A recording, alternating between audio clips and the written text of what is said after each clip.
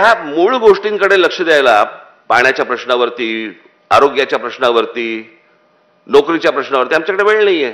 आमच्याकडे काय चालू आहे? लाडकी बहीण लाडका भाऊ.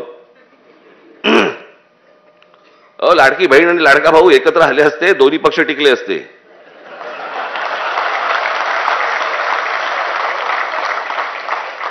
योजना कशाला पाहिजे त्याच्यासाठी? बहिणीला 1,500 रुपये देणार आणि काहीतरी असंच आहे ना, 1,500 रुपये महिने वगैरे आहेत का पैसे मुळात राज्य सरकारकडे? रस्त्यावरचे खड्डे बुजवायला नाही आहेत. हे इथून कुठचे खड्डे बुजवणार आहेत?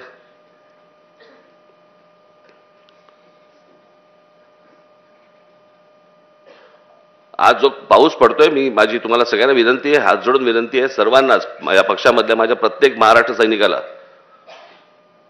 हे जिथे जिथे पूर आलेत, जिथे जिथे घरामध्ये पाणी गेलेलं आहे, प्रत्येक घराघरामध्ये जा, प्रत्येकाला मदत करा.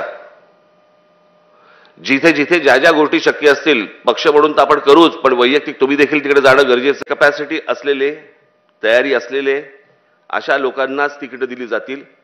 तिकीट मिळालं की मी पैसे काढायला मोकळा असल्या कोणालाही तिकीट दिलं जाणार नाही.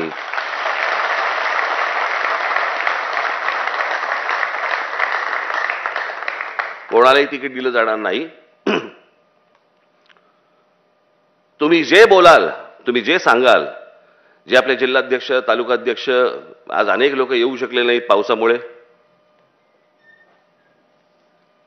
पण जे जिल्हाध्यक्ष, तालुकाध्यक्ष, शहर अध्यक्ष जे कोणी आहेत, जी माहिती आहे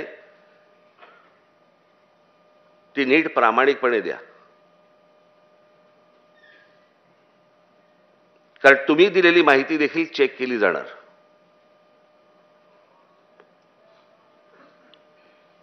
कारण येणाऱ्या विधानसभेच्या निवडणुकीमध्ये मला महाराष्ट्र नवनिर्माण सेनेचे आपले सर्व पदाधिकारी, आपले लोक मला सत्तेत काही करून बसवायचे आहेत, काही करून.